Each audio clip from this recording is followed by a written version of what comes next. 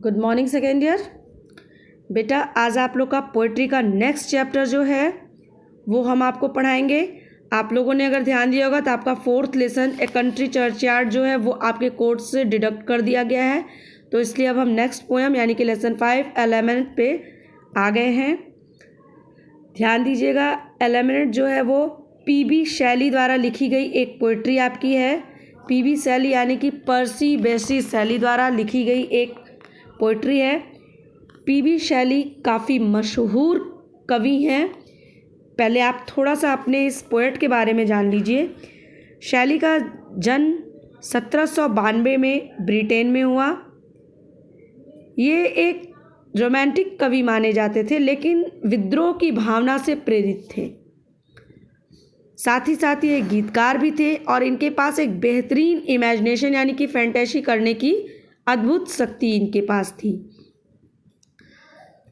इसके अलावा ये अपने इनके जो पर्सनल लाइफ रही उसमें इनके मैरिज लाइफ जो इनकी रही वो बहुत सक्सेस नहीं रही, जिससे ये काफ़ी उदास हो गए और इसके बाद वो इटली में जाके बस गए और 1822 में इटली में ही तूफान के दौरान नौका यात्रा करते हुए ये अपनी मृत्यु को प्राप्त हो गए। अब हम आते हैं अपनी पोएम पे एलिमेंट। अब एलिमेंट पोएम पहले मैं आपको पूरा पोएम एक बार पढ़ के बता देती हूँ, रीड कर देती हूँ। नेक्स्ट स्टैंजा वाइज स्टैंजा इसको मैं आपको डिटेल दे देती हूँ। Oh world, O life, O time, on whose lost steps I climb, trembling at that where I had stood before. When will return the glory of your prime? No more, oh, nevermore. Out of the day and night, a joy has taken flight. Fresh spring and summer and winter hoar move my faint heart with grief, but with delight. No more, oh, nevermore. ये एक छोटी सी शैली की रचना है जिसमें ये अपने दुख को प्रकट कर रहे हैं। अब आप इस पूरी कविता को सुनेंगे तो पता चलेगा कि वो किस दुख को प्रकट कर रहे हैं।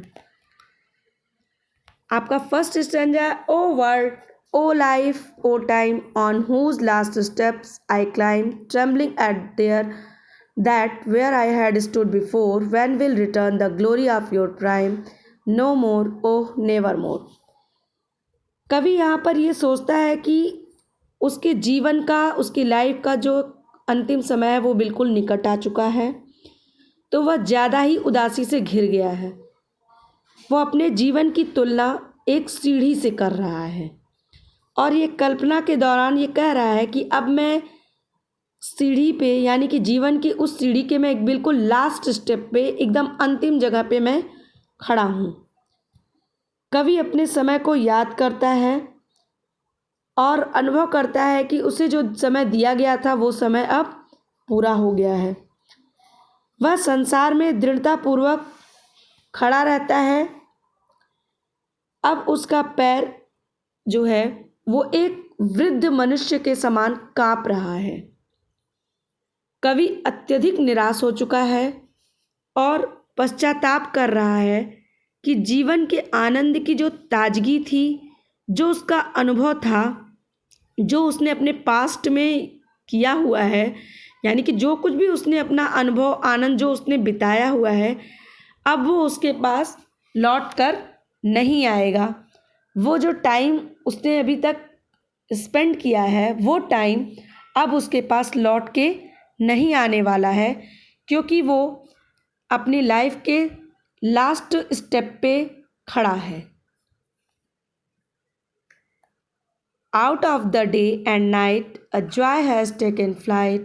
Fresh spring and summer and winter hoar move my faint heart with grief, but with delight. No more, oh, nevermore. इन लाइनों में कवि कह रहा है कि जीवन के दिन और रात बिल्कुल उदास और आनंद रहित हो चुके हैं। अब चूंकि कवि एकदम बिल्कुल मरणासन अवस्था में अपने आप को रख कर कल्पना कर रहा है, तो वो कह रहा है कि अब जो मेरे जीवन है का दिन है वो बिल्कुल भी उदास हो चुका है, आनंद से मुक्त हो गया है। मेरे पास सिर्फ अब निराशा हो रही है। प्रकृति की सुंदरता कि जैसे खिलता हुआ बसंत, चमकता हुआ समर यानी कि गर्मी, और जो कुहासे से भरी हुई शीत ऋतु है, अब ये सब भी मुझे कोई आनंद नहीं दे पा रहे हैं। ये अब मेरी हृदय को कोई भी आनंद नहीं प्रदान कर रहे हैं, बल्कि अब ये सब मेरे हृदय को सिर्फ दुख दे रहे हैं। अब ये सब मुझे देख के अफसोस हो रहा है कि मैं ये सब छोड़ के अब मृत्यु की तरफ बढ़ रहा हूँ। तो अब कवि यही कह रहा है इस लाइनों में कि ये जो बसंत ऋतु है, गर्मी ग्रीष्म ऋतु है, जो शीत ऋतु है, ये सब अब मेरे हृदय में कहीं से भी कोई रोमांच और हर्ष नहीं डाल रहे हैं, बल्कि अब ये सब मेरे दुख को बढ़ा रहे हैं। इनको देख के मुझे अपने मृत्यु के निकट जो मैं खड़ा हूँ, मुझे अच्छा नहीं लग रहा कि अब मैं अपनी मृत्यु की तरफ जाऊँ।